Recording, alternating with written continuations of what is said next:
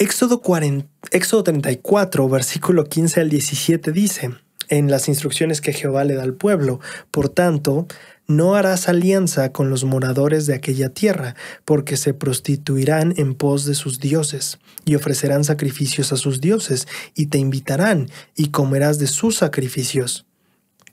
O tomando de sus hijas para tus hijos y prostituyéndose sus hijas en pos de sus dioses, harán también que tus hijos se prostituyan en pos de los dioses de ellas. No te harás dioses de fundición. Cuando yo leí esta escritura por primera vez en este estudio que hice esta semana, yo dije, pero oye, digo, si uno está firme en sus convicciones, ¿qué tiene de malo que se junte con personas que adoran otros dioses? Y estaba reflexionando en esto. Digo, ¿cuál es el problema? Digo, no tendría que haber ningún problema.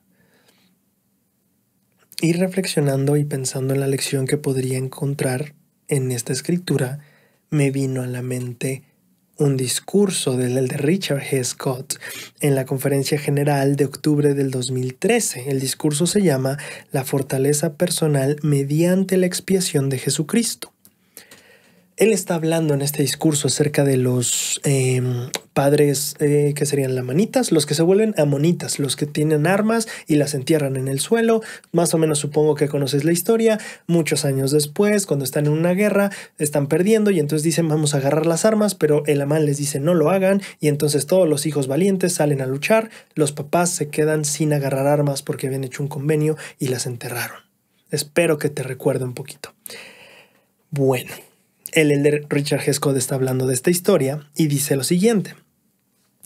Uno de los pasos esenciales para completar el arrepentimiento es enfrentar las consecuencias a corto y a largo plazo de nuestros pecados del pasado. Qué interesante, afrontar las consecuencias a corto y a largo plazo es parte del arrepentimiento. Las decisiones pasadas de esos padres amonitas, los que enterraron sus armas, los habían expuesto a los apetitos de la carne, los cuales podían volver a ser un punto vulnerable que Satanás trataría de aprovechar. ¿Qué está diciendo aquí? Estas personas que en su tiempo disfrutaron de la guerra y de literalmente disfrutar la guerra y pues la parte de quitarle la vida a la gente, estas personas que habían tenido este gusto habían dejado sus armas enterradas. Y ahora, esas decisiones pasadas habían expuesto ciertos apetitos de la carne, los cuales ahora podrían los hacían más vulnerables a un ataque por este lado de parte del adversario. ¿Tiene sentido? Habían creado este gusto o pasión por algo que no era adecuado. Satanás procurará utilizar nuestro recuerdo de cualquier culpa pasada para atraparnos. Debemos estar siempre vigilantes para evitar sus engaños. Ese fue el caso de los fieles padres amonitas. Aún después de años de vivir fieles, era imprescindible que se protegieran espiritualmente de cualquier atracción que pudiese causar el recuerdo de sus pecados anteriores. Debían cuidarse de cualquier atracción que pudiera surgir para revivir estos recuerdos y estas tal vez ganas o deseos o cosas de pecados anteriores. Estamos hablando de cosas bien específicas, ¿cierto? Entre una batalla y otra, el capitán Moroni dirigió la fortificación de las ciudades menos protegidas. El capitán Moroni comprendía la importancia de fortificar estos puntos débiles para que fuesen fuertes. Aquellos padres eran iguales que Moroni. Necesitaban fortificaciones más amplias y más altas entre sus vidas fieles y su comportamiento pecaminoso del pasado. Sus hijos, que habían sido bendecidos con tradiciones rectas, no eran vulnerables a las mismas tentaciones. Ellos pudieron defender a sus familias fielmente sin comprometer su bienestar espiritual. Esta lección del elder Richard G. Scott es una maravilla. En primer lugar, aprendemos que hay ciertas debilidades personales que todos tenemos y que no van a ser iguales para todos. Él dijo, estas personas, debido a su pasado y que en su pasado habían tenido un gusto por la guerra y la sangre, corrían el peligro de volver a agarrarle el gusto. Por eso era indispensable que ni tocaran sus armas. Sus hijos no tenían ese problema, ellos que agarran las armas. El primer principio que aprendemos del Elder Scott es que cada quien tiene su propio talón de Aquiles, ya sea por cosas del pasado o voy a agregar yo por cuestiones naturales. Cada quien nace, lo tocamos en uno de los discursos que analizamos Diana y yo. En un discursante dijo o escribió muy claramente, cada quien tiene predisposiciones naturales. Vienen en nuestra química, en nuestras hormonas, en cómo funciona nuestro cerebro. Cada quien tiene sus rollos. Algunos tienen más inclinación hacia unas cosas que otros. Así funcionamos. Tú tendrás tu talón de Aquiles, yo tendré el mío. O nuestros talones de Aquiles, porque no son solo uno. Primer principio, cada quien tiene sus talones de Aquiles, tiene que estar bastante consciente de eso. Y debe de saber, y eso es lo que el Elder Scott enseñaba, el capitán Moroni edificó más donde era más débil. Y él dice, estos padres de familia también necesitaban hacer fortificaciones más amplias y altas entre sus vidas fieles y una posible recaída. Tenían que hacer cosas más amplias y más altas, barreras mejores. Entonces, pongámoslo en ejemplos prácticos. La bebida, ¿sabes? Hay gente que si le ofrecen una bebida, podremos decir no, sin problema. Hay gente que a quien le ofrecen nos es muy difícil decir que no. Y tal vez conociéndonos decimos, no, yo creo que sería de los que dice que sí, o yo me conozco y soy de los que dice que sí.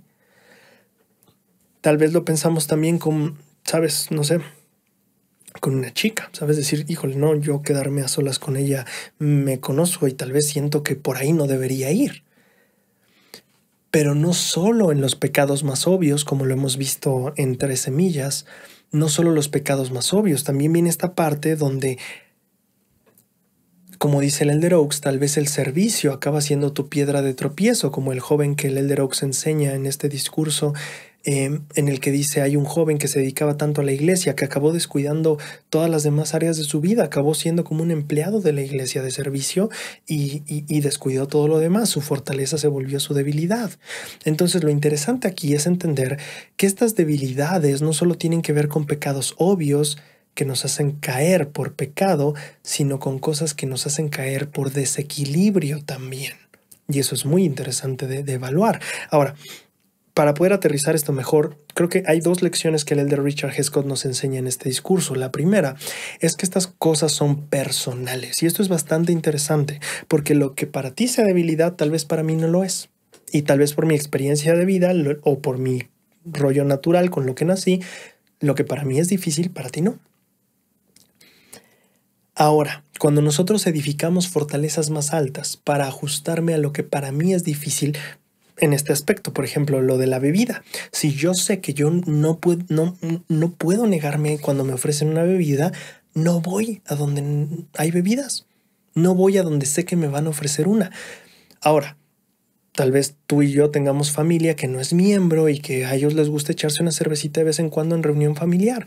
Si me invitan, se dice no gracias y ya está, y ahí quedó.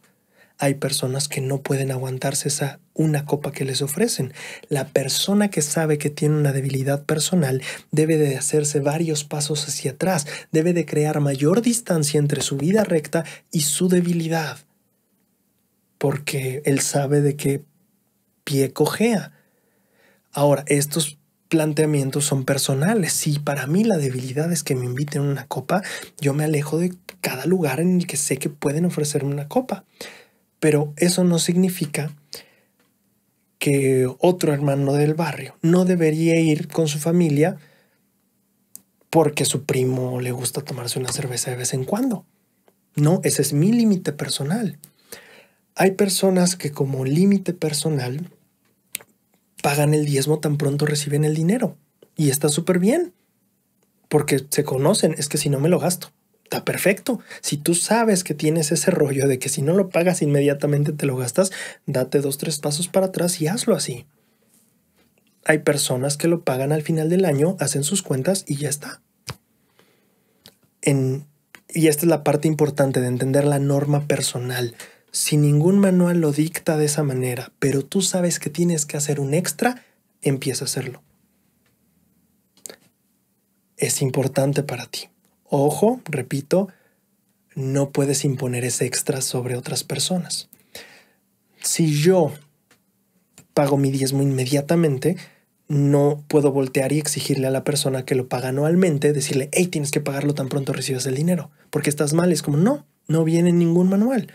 Si yo sé que pierdo el dinero o al final ya no me alcanza, me hago 2 pasos para atrás y me pongo la norma que lo primero que aparto es el diezmo. No dice un manual que así tiene que hacerse, porque el diezmo se puede pagar anualmente. Pero si yo sé que me lo gasto, yo estoy, mira, ni nos peleamos, me doy 2, 3 pasos para atrás y se acabó el problema. Si yo sé que no me aguanto el que me inviten a una copa, me doy 2, 3 pasos para atrás y se acabó el problema. Edifico mis propias barreras más altas. Repito, son mis propias barreras que no puedo imponer sobre alguien más. La segunda lección, esa es la primera, no podemos imponer las barreras personales. La segunda, aunque no deban imponerse, definitivamente deben construirse. Es decir, para mí sí son una prioridad las barreras que tengo que construir. Y mira, y si puedo, quiero regresar un poquito a la primera lección. Creo que algo que hace súper bien el Elder Scott es que nos da un ejemplo perfecto de cómo lo que para ti es importante, que tienes que hacer, para el otro no es necesario. El Elder Scott dice, estos padres amonitas no debían volver a agarrar sus armas. Sus hijos, que las agarren. Es el ejemplo perfecto de que a veces como líderes sentimos que los mismos 2, 3 pasos que nosotros tuvimos que darnos para atrás lo tienen que dar todos. Y ese es un error de liderazgo. Sería como si los padres dijeran, no, yo sé lo que pasa cuando agarras un arma. Es como, no. Tú sabes lo que a ti te pasó cuando agarraste un arma. Pero eso no quiere decir que a tu hijo le va a pasar lo mismo. Espero que estén agarrando la analogía como el Elder Scott le explicó y no vayan a... Porque se puede tergiversar muy fácil, pero espero se entienda el punto. Yo sé que tengo una debilidad, me doy 2, 3 pasos para atrás, entierro mi arma y nunca la vuelvo a agarrar. Mi hijo no tiene esa misma debilidad. Tal otra persona no tiene la misma. No puedo exigirle que no agarre armas porque esa es mi debilidad. Y estos 2, 3 pasos son para mí. ¿Sí? Ahora sí, retomamos la lección 2 que estaba hablando. Al final de cuentas, esas murallas o esos 2, 3 pasos para atrás tienen que suceder. Murallas más altas, muros más anchos, lo que tengas que hacer, cuántos pasos tengas que dar para atrás es tu responsabilidad. Mira, puede ser que los 2, 3 pasos que tú quieras dar para atrás para mí me parezcan innecesarios. Y puede ser que los 2, 3 pasos que yo decida darme para atrás tal vez para ti parezcan ridículos. Pero son 2 o 3 pasos que tú necesitas, que yo necesito, y al final de cuentas tú eres el Moroni de tu propia nación. Tú sabes cuáles son las ciudades más débiles y cuáles necesitan más refuerzo. 2, 3 pasos para atrás. Ahora, ¿de qué nos sirve toda esta lección? ¿Qué tiene todo esto que ver con la Navidad? Pensando en esto, replanteé lo que estaba pasando en Éxodo y digo, ¿por qué el Señor les pondría límites tan atrás? No tiene nada de malo que conviva con personas, porque dice esto, no harás alianzas con moradores de esa tierra. Ok, no puedo hacer alianzas. Entiendo la parte del matrimonio un poquito más, pero alianzas... Y entonces digo, espérate, ¿podría ser que el Señor estuviera diciéndole a Israel, date 2, 3, 4 pasitos para atrás? No es necesario que nosotros no hagamos alianzas, ¿verdad? Tú y yo no estamos como prohibidos de hacer alianzas con personas de otras religiones, ¿verdad? No.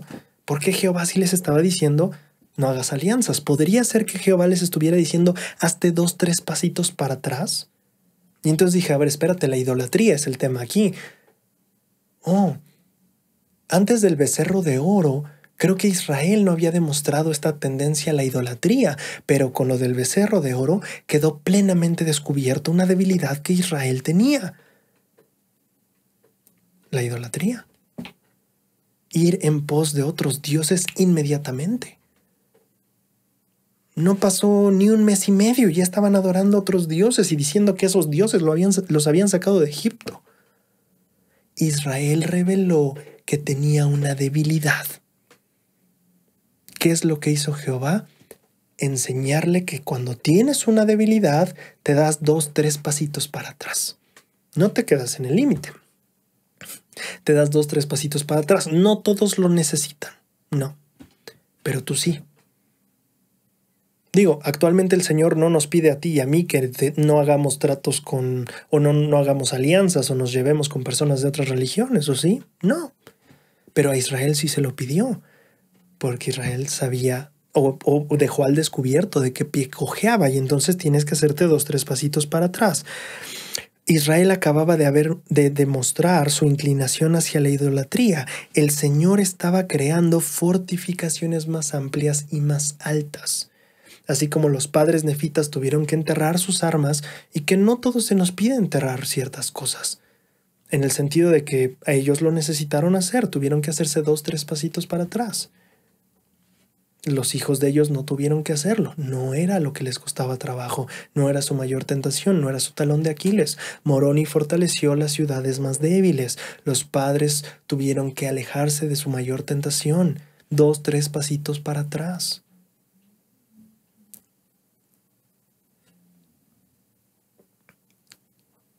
Y a la hora de frustrar los esfuerzos del adversario, usando las palabras del presidente Nelson, este principio es súper importante. ¿Quieres saber cómo obtener fortaleza personal mediante la expiación? Aprender a darte 2, 3 pasitos para atrás es la clave. Aprender a crear un muro más ancho o más alto para aquello que es tu debilidad principal es la clave. Israel había mostrado que tenía una debilidad y el Señor nos estaba enseñando: Israel, tienes una debilidad, date 2, 3 pasitos para atrás. ¿Es un límite que no requieren todos? No, pero tú sí lo requieres y tienes que tomarte este límite en serio.